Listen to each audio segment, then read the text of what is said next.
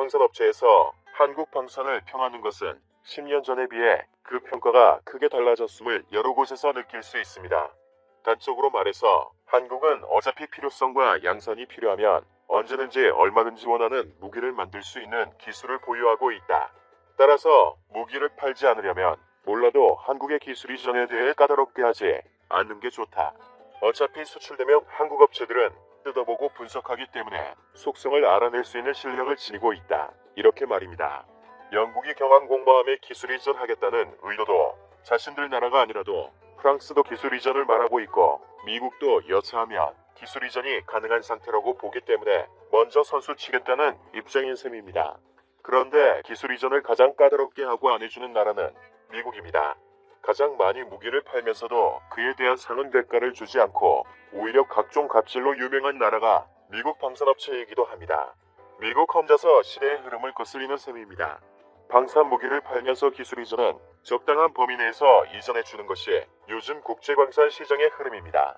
본 영상은 유튜브 채널 밀리터리 KR에서 제작하였으며 도움이 되셨다면 좋아요와 구독하기를 눌러주세요. 감사합니다. 무기는 첨단을 달리는 것과 달리 대부분 절충 교육을 합니다. 내가 사주는 액수의 일정 비율만큼 혜택을 요구할 수 있습니다. 기술 이전을 받거나 우리 부품을 납품받을 것을 요구할 수도 있습니다. 우리나라가 인도네시아에 잠수함 기술 이전을 왜 하나? 터키나 폴란드 등의 전차 기술 이전을 해주고 현지 생산이 가능한 계약을 왜 하나? 생각하겠지만 이건 거의 세계 무기 시장에서 관례로 굳어져 오고 있습니다. 기술 이전에는 우리의 부품 또한 많이 들어가야 하기 때문에 기술 이전이라는 것이 나쁘지는 않습니다. 프랑스나 독일의 경우 기술 이전을 많이 해주는 것도 이런 이유가 있습니다. 그런데 미국 광산업체의 이런 시류를 역행하는 갑질이 최근 또 일어났습니다. 그러자 이번에는 한국이 가만히 있지 않으면서 자체 개발을 선언해버렸습니다. 그 한 가지 예가 근접 방어무기 사이즈입니다. 영화에서 보면 미사일이나 비행기 등을 엄청나게 쏴대는 기관포 등을 이용해서 격추시키는 장면 등이 나옵니다. 영화니까 저렇겠지라고 생각할 수 있겠지만 실제 현존하는 무기입니다. 근접 방어무기의 사이즈로 분당 4,200발을 옵니다. 한국은 미국 AC 온사의 펜영스, 네덜란드 탈레스사의 골키퍼 등 두 가지 사이즈를 도입해 운용했습니다. 하지만 골키퍼가 단종된 이후 펜영스만 도입할 수밖에 없었습니다. 그런데 최근 추가로 도입하고자 협상을 했는데 한국 방사청은 깜짝 놀랐습니다. 이전과 달리 물량 가격이 엄청 올라간 것이었습니다. 탈레스사의 골키퍼가 단종되고 팔롱스가 세계 시장을 독점하면서 생긴 일입니다. 그런데 결정적으로 미국 AC 온사는 또 특유의 갑질을 했습니다. 미국은 펜영스 창정비에 관련된 기술 이전을 거부하고 미국 현지에 와서 수리해야 한다고 통보했습니다. 창정비 기술 이전을 통해 한국에서 뜯어보고 부품 분석이라도 한다면 한국도 어렵지 않게 만들 수 있다는 견제의식 때문입니다. 따라서 한국이 완제품 구매 외에 유지보수 부담 비용 역시 크게 올라갈 수밖에 없습니다. 완전 기술 이전도 아니고 창정비에 관한 조립 기술까지 거부하는 미국의 행태에 한국은 불쾌했습니다. 그래서 나온 말이 그럼 우리가 자체 사이즈를 개발하겠다고 선언한 것입니다. 지난달 31일 방위사업추진위원회는 근접 방어무기 체계 II 사업 방안을 심의한 뒤 국내 개발로 결정했습니다. 올해부터 2030년까지 4,500억 원을 투입해 개발하고 10여 개의 조금 못 미치는 시제품과 실전 무기를 생산하기로 말입니다. 사용기간이 오래된 기존 사이즈 수십문도 단계적으로 교체할 전망입니다. 단순 국내 조립이 아니라 펜영스 사이즈보다도 성능을 올리기로 했습니다. 사이즈 국내 개발은 모든 부품을 완전 새로 개발하는 게 아니라 기존에 사용하던 골키퍼 한 포의 주요 부품을 활용하면서 더욱 성능 좋도록 개량하겠다는 겁니다. 국산화는 단계적으로 추진하겠다고 했습니다. 엘라이즌 X1은 2018년부터 골키퍼 창정비를 시작하며 뜯어보고 고치며 기술을 얻었습니다. 완전 분해한 뒤 다시 조립할 정도로 구석구석 파악하고 있습니다. 네덜란드 해군 정비청에 직원 20명을 보내 세계 전반에 대한 원천 기술을 습득하기도 했습니다. 이런 경험 덕분에 한국형 COC 개발이 어렵지 않다는 평가입니다. 홍성표 엘라이즌 X1 COC 사업단장은 COC에 탑재될 한 포는 골키퍼와 동일하여 이미 관련 기술을 확보했다면서 이사 레이더를 국내 최초로 개발해 전력화했고 센서 분야에서도 최고의 기술력을 보유하고 있다. 별다른 난관이 없다고 강조했습니다. 레이시온사가 당황할 수밖에 없습니다. 그러니까 왜 한국을 건드립니까? 한국은 예전의 한국이 아닙니다. 독일과 스웨덴이 합작한 미사일 제조사 타울러스 시스템 주도 최근 한국 언론에 장거리 공대지 미사일을 한국과 공동 개발하고 싶다는 의사를 밝혔습니다. 지난달 여러 기업의 제안서 RFQ를 보냈고 현재 그 결과를 기다리는 중입니다. 공동 개발이라는 것은 그만큼 서로 간의 기술 대합으로 개발도 쉽고 개발 비용도 양분되기 때문에 부담이 적습니다. 개발 시기로 단축되고 그만큼 수출도 용이해지는 장점이 있습니다. 여하튼 방산 강국들은 한국과의 관계를 더욱 확대하려고 많은 노력을 기울이고 있습니다. 그런데 그 한가운데 미국 방산이 자리 잡고 있으면서 다변화의 어려움을 겪고 있습니다. 한국은 단연 세계적인 미국 무기 구매국입니다. 무기 체계상 미국의 무기를 구입하게 되면 후속기도 미국산을 구입해야 하고 범용으로 호환이 된다고 하면 그에 맞는 미국산 무기를 구입해 연동시키기도 하기 때문에 결국 싫든 좋든 미국산 무기를 계속해서 구입할 수밖에 없는 종속 관계로 만들어지게 됩니다.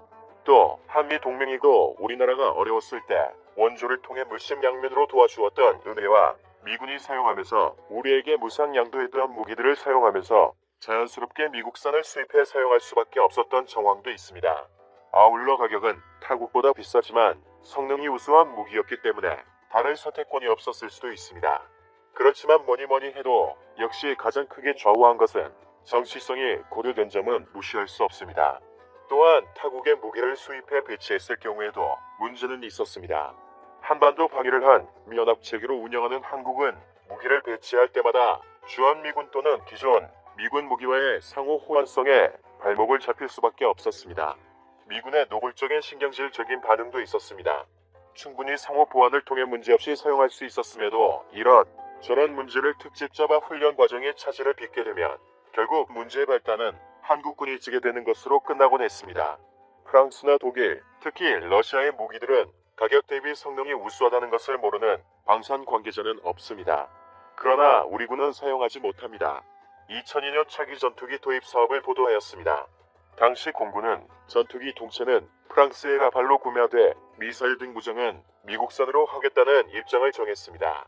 그러나 미국은 F-15를 구매하지 않으면 한 미 공군 간 핵심적인 정보 공유 체계인 데이터 링크 시스템을 연결해 주지 않겠다고 했고 결국 차기 전투기 사업은 라팔이 아닌 F-15K로 선정되었습니다. 차기 대연장 로켓포 MLRS 천무도 생산 허가권을 갖고 있는 미국이 지난해 한국 업체가 개발한 MLRS 무유도탄 생산을 금지시키면서 사거리가 짧은 유도탄만 장착할 수 있는 반쪽짜리 로켓포가 됐었습니다.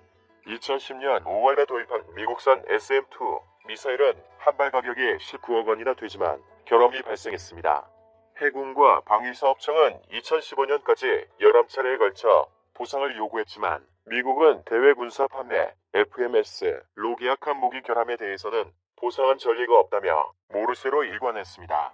한국이 이처럼 미국 무기에 글로벌 오구더라는 말이 나온 것도 한국을 종속 관계로 생각한 미국에서 나온 것입니다. 첨단 무기의 경우 한 번 발목이 잡힌 이상 그 종속의 고리를 풀기 어렵습니다. 미국 군수업체가 작정하고 무기나 부품 가격을 올리면 다른 방법이 없습니다. 이제까지 사용하고 있는 무기들이 고철로 변하는데 무슨 방법으로 버팁니까? 바로 북한과 대치하고 있는 특수한 상황이라는 전제가 미국이 한국의 군수산업에 대해 막대한 이익을 취할 수 있는 구조가 되어 있습니다. 그러나 이런 방산에 있어서 종속적인 관계는 조금씩 철폐되고 있습니다. 아직도 그렇고 앞으로도 필요에 따라 미국산 무기를 이용해야겠지만 그 비율이 크게 줄어들 것임을 의심하지 않습니다. 과거에는 주로 외국산 무기를 수입해 사용하는 경향이 강했지만 지금은 기술력이 향상되면서 국산화 무기로 국방력을 높이려는 의지가 강하기 때문입니다. 예를 하나 들어보겠습니다. 미 해군의 경우 구축함 건조 과정에서 평균 2,600여 개의 크고 작은 결함이 발생하고 있습니다. 치명적인 결함이 150여 개, 기타 사소한 결함이 2,100여 개 정도라고 합니다. 그럼에도 미국은 이를 문제로 보지 않습니다. 결함이 있더라도 일단 해군이 인수해 1에서 2년여의 해상 시험 평가 기간 동안 그런 결함들을 시정해 나가는 방식으로 사업 관리를 하고 있습니다. 우리 방산의 경우 한두 가지 문제만 있어도 난리를 피는 언론과 다르지 않습니까? 당장은 힘들고 개발 비용도 많이 들어가며 국산화 운용 과정에서 수란 문제점이 발견되더라도 국산화는 계속해서 진행돼야 합니다.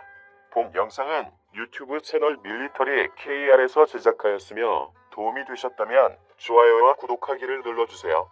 끝까지 시청해주셔서 감사합니다. 다음 영상에서